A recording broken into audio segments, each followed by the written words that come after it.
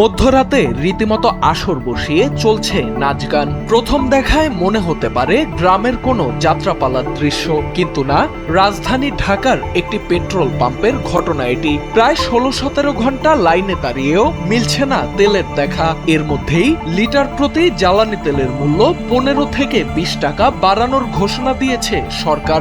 মূল্য বৃদ্ধির এই কষ্ট ভোলার পাশাপাশি দীর্ঘ অপেক্ষার ক্লান্তি কাটাতেই এমন ব্যতিক্রমী আয়োজন অপেক্ষমান চালকদের।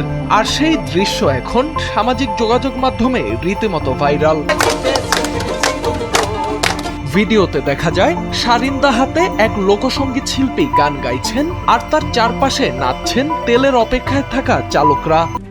RICL TMX, যুগের পর যুগ স্থাপনা থাকে মজবুত। তীব্র গরমে প্রত্যেকেই ঘেমে একাকার, তবুও আনন্দে যেন কমতি নেই তাদের।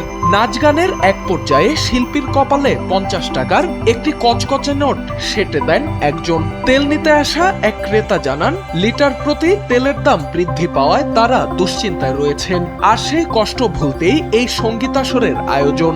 কষ্ট তো, তেলের দাম বেড়ে যাওয়া মানে কষ্ট না, সেই দুঃখের কারণে উস্তাদকে নিয়ে আমরা একটু আনন্দ সঙ্গীত এখানে খোলা আকাশের নিচে শুরু করে দিলাম।